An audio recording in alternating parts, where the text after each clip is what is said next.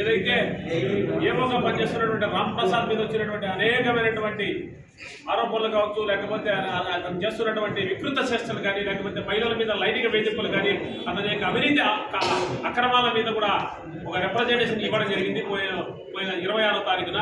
ఈ 26వ తారీఖు వచ్చినటువంటి రిప్రజెంటేషన్ కానీ, తర్వాత మన గుంతగల న్యూస్ ఛానల్లో కానీ, లేకపోతే వార్తాపత్రికలో అతని మీద పతాక శీర్షికలో రావడం అనేది జరిగింది. అతనికి సంబంధించినటువంటి విషయాల మీద, ఇదే విషయం మీద ఎమ్మెల్యే గారు కానీ, లేకపోతే డిఎస్పీ గారు కూడా, కలెక్టర్ గారు కానీ, డిఎస్హెచ్ఓ గారికి కూడా ఒక రకమైనటువంటి లెటర్లు పంపించడం కూడా జరిగింది.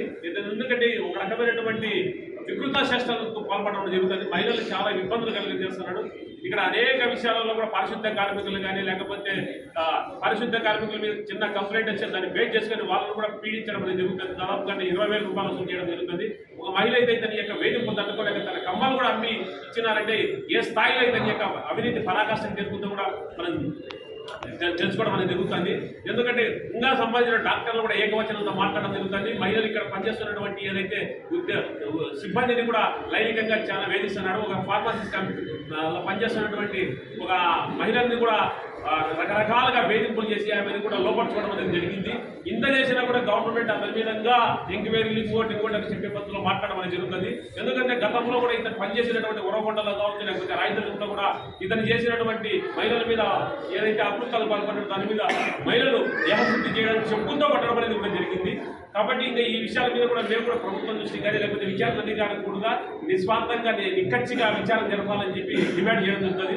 ఎందుకంటే గతంలో ముర్మినా బేగం అని చెప్పి ఒక అమ్మాయి చనిపోతే ఆ సంబంధించినటువంటి విచారణ కమిటీ వచ్చినప్పుడు కూడా ఆ కమిటీ కూడా ఇట్లా విచారణ చేసిపోయింది. కానీ ఆ విచారణ కమిటీ ఏమైంది కూడా తెలియదు. ఆ డాక్టర్ మీద ఏం చర్యలు తీసుకున్నారని కూడా తెలియదు.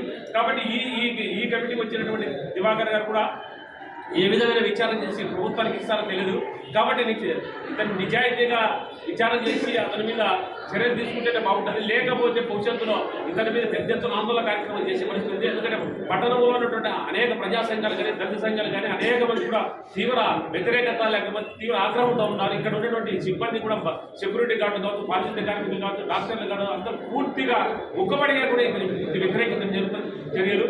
కాబట్టి రేపొద్దున ఇతను ఇక్కడే ఉంటే కదా మేమే సిపిఎం పార్టీ తరఫున ఏడ్స్గా 2 రోడ్ల మీద పట్టలు కూడా వేసి దేశశుద్ధి చేసే పరిస్థితి కూడా ప్రభుత్వం తీసుకొస్తారని చెప్తాం. లేదా గవర్నమెంట్ తీసుకుంటే బాగుంటుంది, గవర్నమెంట్ తీసుకోకుండా పోతే మేమే చేతులకు తీసుకుంటామని చెప్పి ప్రభుత్వాన్ని కూడా హెచ్చరిస్తున్నాం.